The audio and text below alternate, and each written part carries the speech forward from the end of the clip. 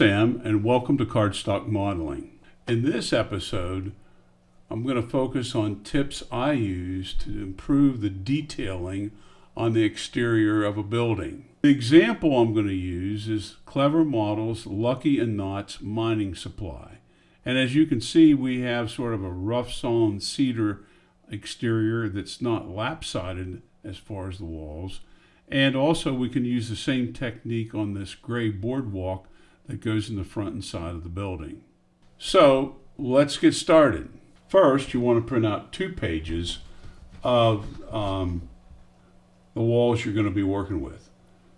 And the reason for that is the first page will be the base wall of the building, and the second page will be for the second copy will be for putting in the details, pasting these detailed rows on top of that. So go ahead and pick one of your favorite kits and print 2 pages of a wall for test, and I'll get right back with you. Here's a quick tip on cutting out the trim. Many times you're going to have trim that's corner trim that goes on the corner itself, and depending upon how the kit's designed, you can see this will be on one wall and this will be on the adjacent wall. What I've found is because of layering, I'm going to cut this, not fold it. That way I can glue one side to the other.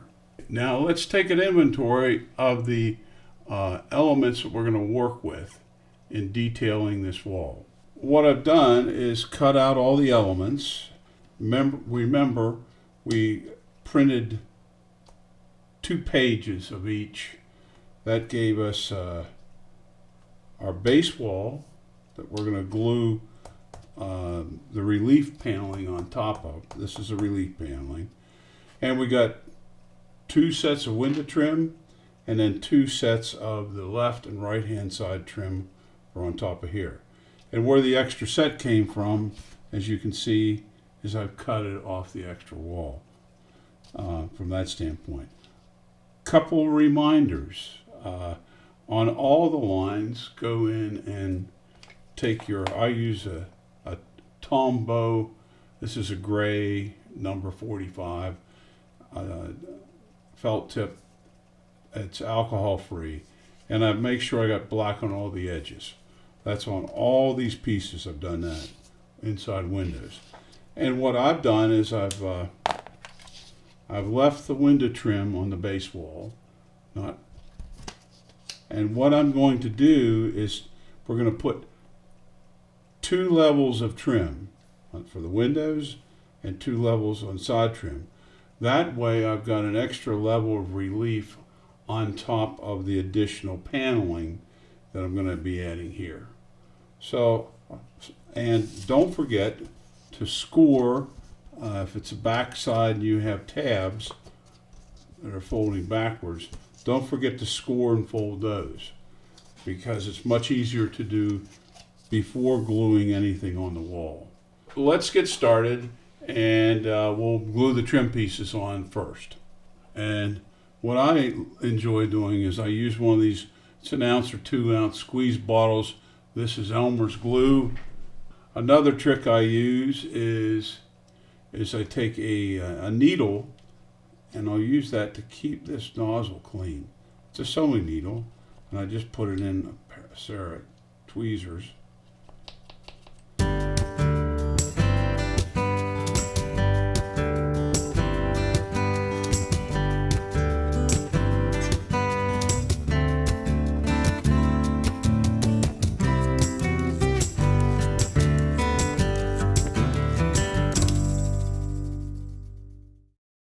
Normally I would be cutting each member out and pasting that on for effect. But because of time, I'm just going to glue them on complete.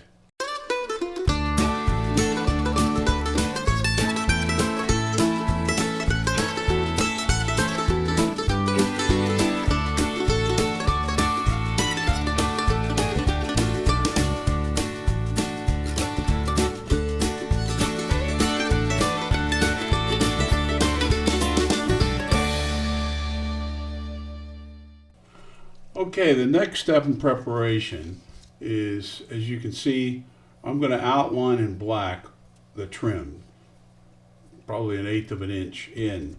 And that's in case there's not perfect alignment when we put the layer of paneling on top of the outside of the wall.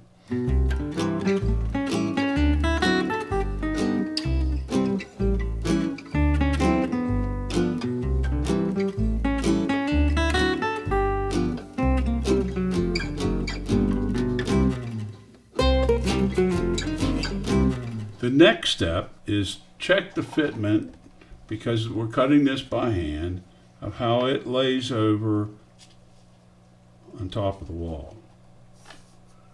And as you can see, not too bad. It's not perfect, but that's why we have that. This is why you create these black lines. So you got some forgiveness.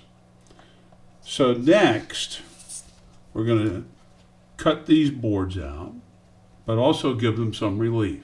And you may ask, how do we do that? Well, I'll show you a couple tips. First, I choose to use one of these Malco awls, and it's sizable and I can feel it in my hands and stuff like that. And the next step is to take a rule. So I line up on top of the board lines there, and I'll keep it, the point of the awl, low profile. I don't want it to stick out like this. Maybe I'll make a second pass. And then I'll just keep going up the wall like this while it's still together.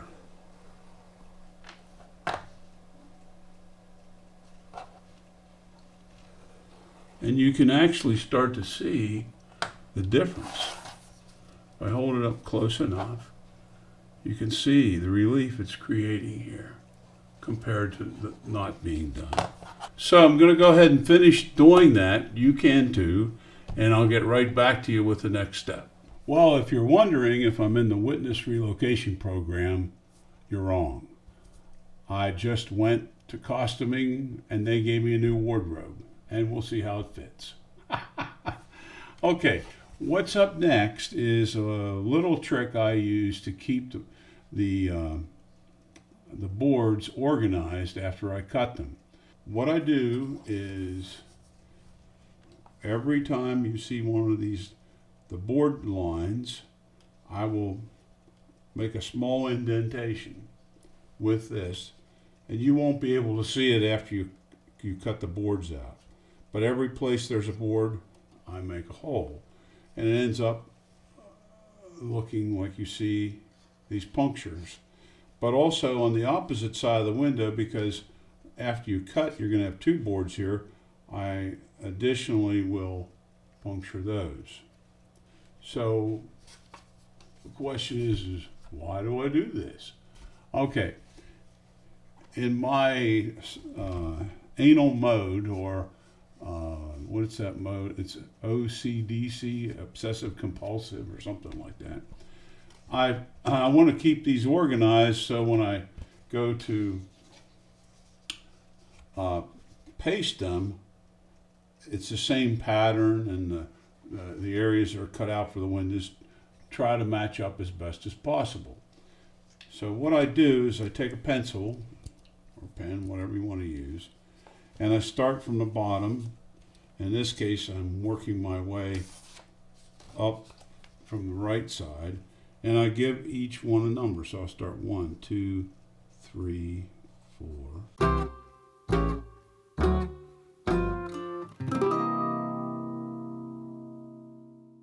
Now on this side, I'll come over on the opposite side of the window.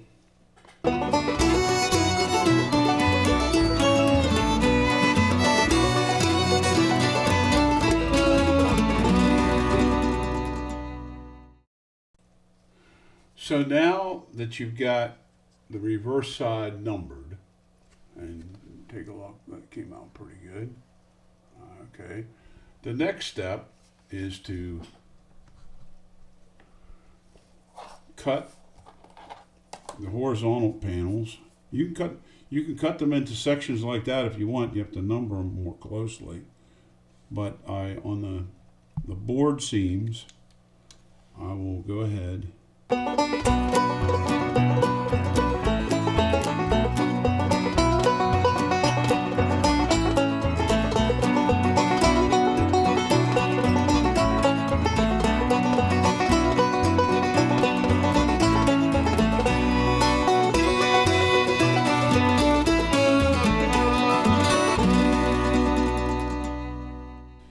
and then you'll continue to cut the rest of these, so that then you can turn them over and organize them just like I've done here.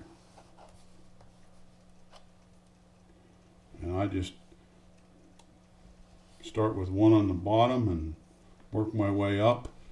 And the reason for that is when I go to glue these together, I'm not reaching up here for number one. I pull one from here and put it on. So now that I've done this already with the rest of the others, and the next step is we'll start to glue. We're going to take our base wall, which will be glued as part of the building, and remember we put 2 layers of trim on the window and on the side trim boards. The next step is to glue these in place. But actually, as we're doing this, our felt tip pen, which I use the Tombow, we want to make sure that we got the edges covered.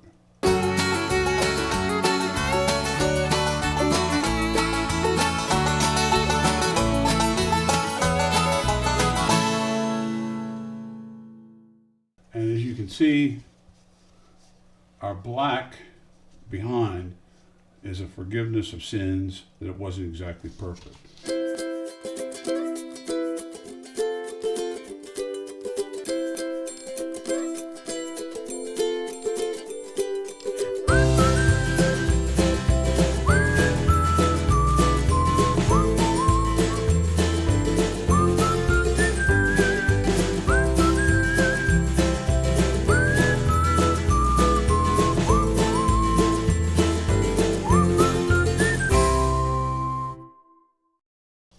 And then proceed to do all the rest of the boards. Fast forward ahead, and I've done 2 of these walls. I'm working on the 3rd one, the same one. This is what it's gonna look like up here close from that camera. And then here's a partial right here. And let's switch to camera 1. Take a look at that. Now, this is a fully completed side. There, that's better. Much better. And as you can compare it to non-completed, we'll show you. I've done the bottom 3 rows, and you can see the difference. Here's the rear that has been done, and this side that's been done. So that's my little tip. I use it in a lot of different ways, whether it's on lap siding or this kind of siding, from that standpoint, just to enhance details. One more feature of this kit is the boardwalks, as you can see here. And I use the same technique of embossing the panels or the boards, cutting them out, and adds a nice feature. For sure. Creates a sturdier piece. Did the same thing on the sides. Layered those. One last technique you can use to emphasize the board seams on the outside of the building or on a board sidewalk, same scenario, is to use an awl. And let's take a look at that real quick. You can either do it freehand or with a ruler, and basically score the seams.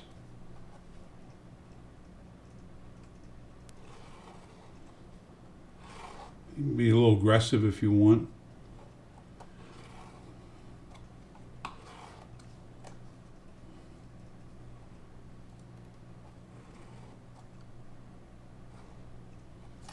Okay.